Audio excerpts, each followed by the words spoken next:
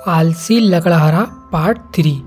राजपुर नाम का एक छोटा सा गांव था। उसी गांव में हीरा नाम का एक लकड़हारा रहता था। हीरा के परिवार में उसकी पत्नी नीलम और एक छोटी बेटी रेनू थी। और हीरा उसकी पत्नी नीलम और बेटी रेनू दोनों को ही बड़ा प्रेम करता था।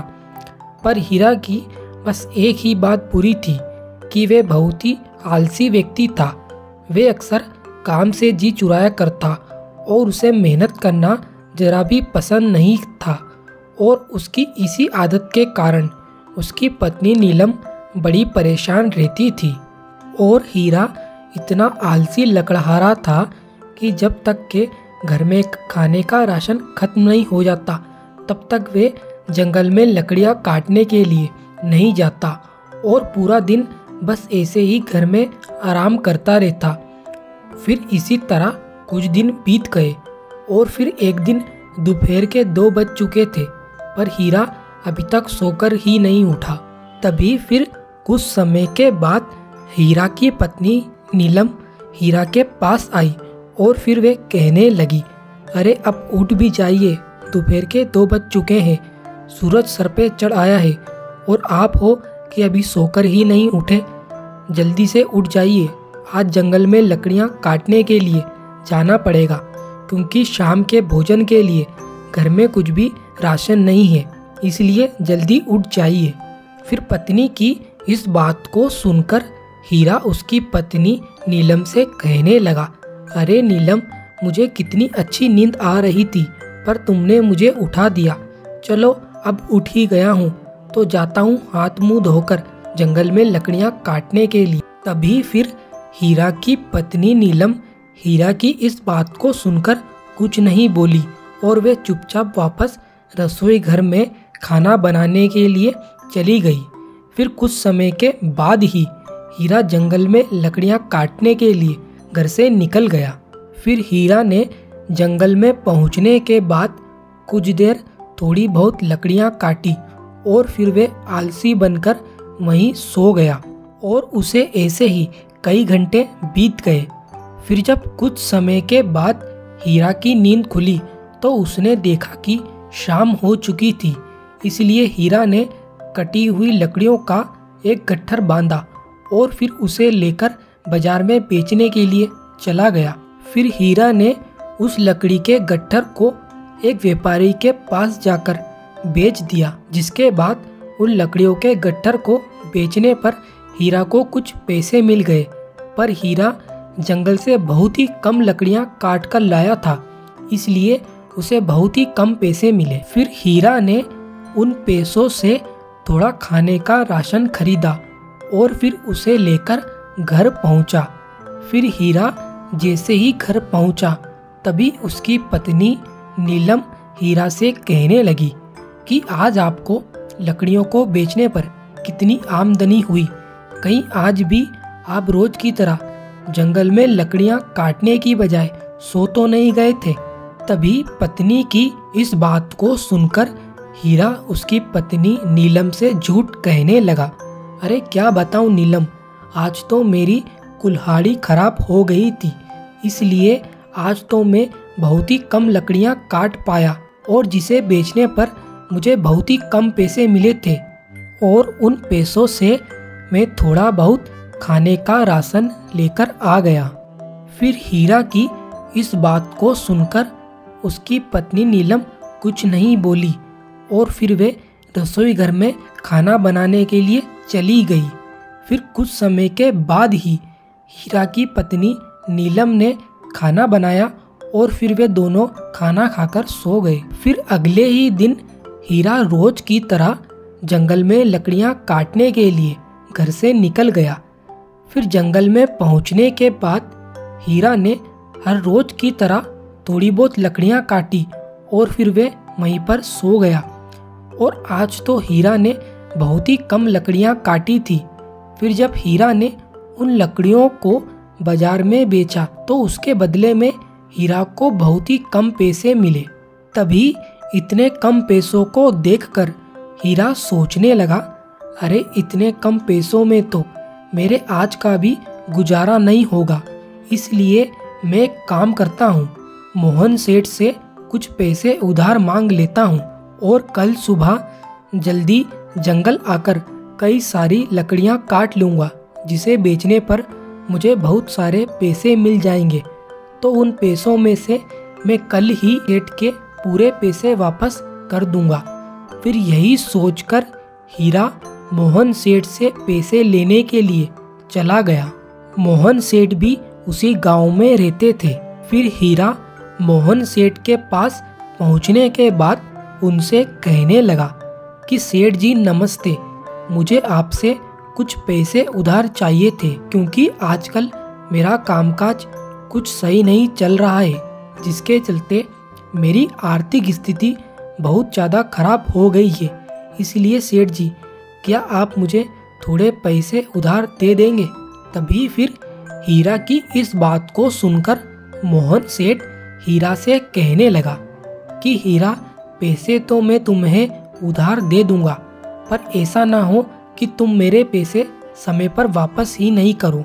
मुझे मेरे पैसे समय पर वापस चाहिए, नहीं तो ये तुम्हारे लिए बिल्कुल भी ठीक नहीं होगा।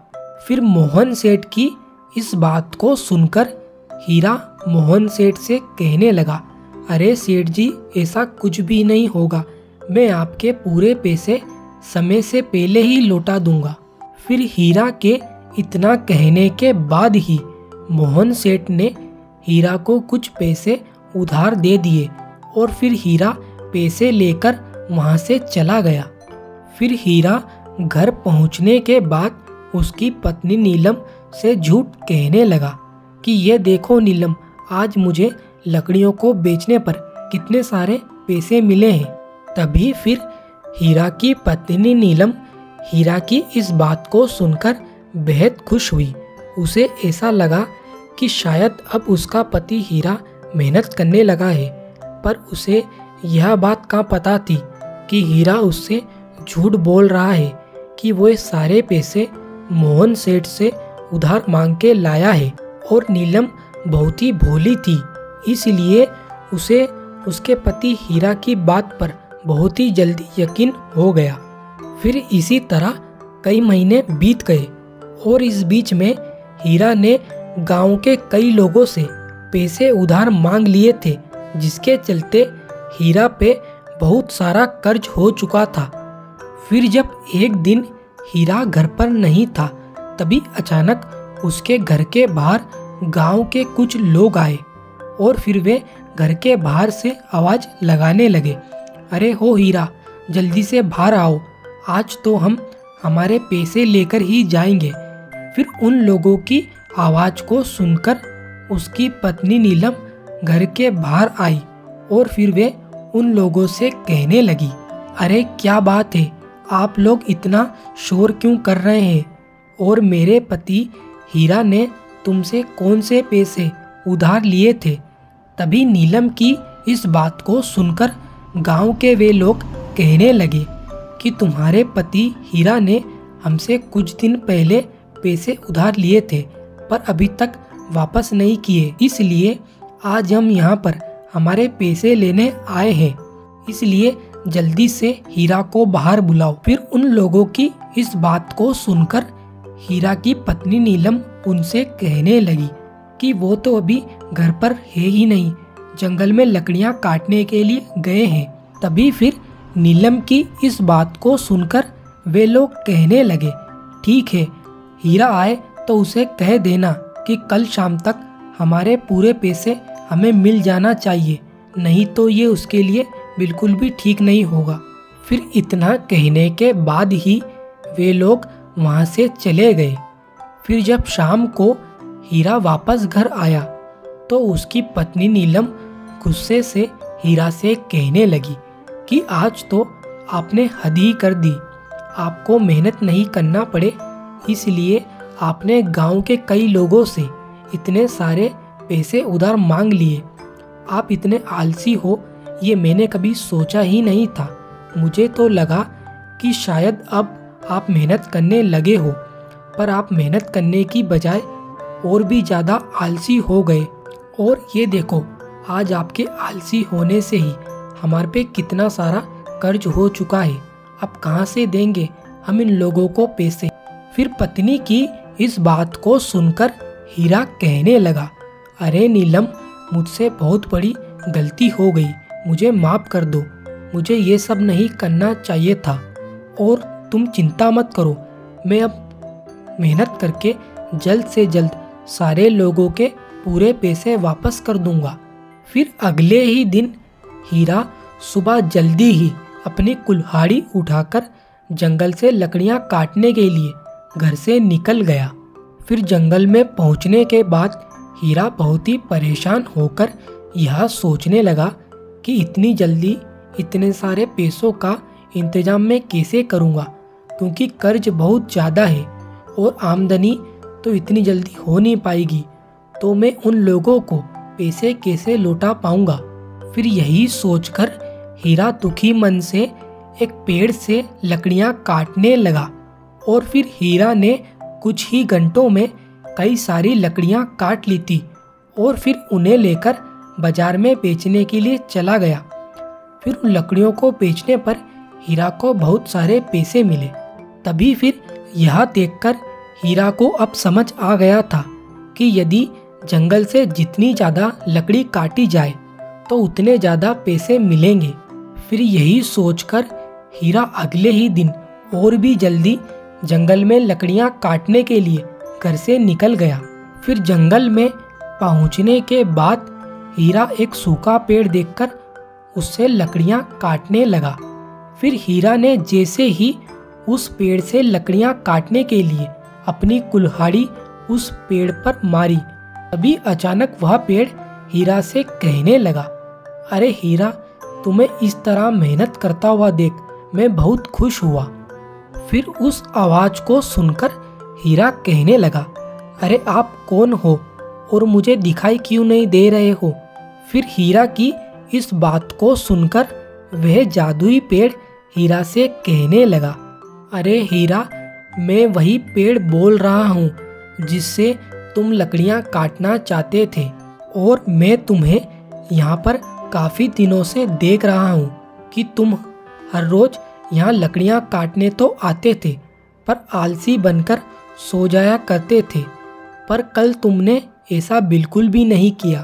कल तुम बिना रुके कई घंटों तक ऐसे मेहनत करते रहे, जिसका परिणाम तुम्हें बहुत ही अच्छा मिला, और तुम्हें इस तरह मेहनत करता हुआ देख मैं बहुत ही खुश हुआ। इसलिए मैं तुम्हें एक जादुई कुल्हाड़ी दे रहा हूँ जिसकी मदद से तुम कुछ ही घंटों में कई सारी लकड़ियाँ काट सकते हो। फिर इतना कहने के बाद ही उस जादुई पेड़ ने हीरा को एक कुल्हाड़ी दे दी। जादुई कुल्हाड़ी की मदद से कुछ ही घंटों में कई सारी लकड़ियाँ काट ली, और फिर जब हीरा ने उन लकड़ियों को बाजार में बेचा तो उसको काफ़ी अच्छी आमदनी हुई।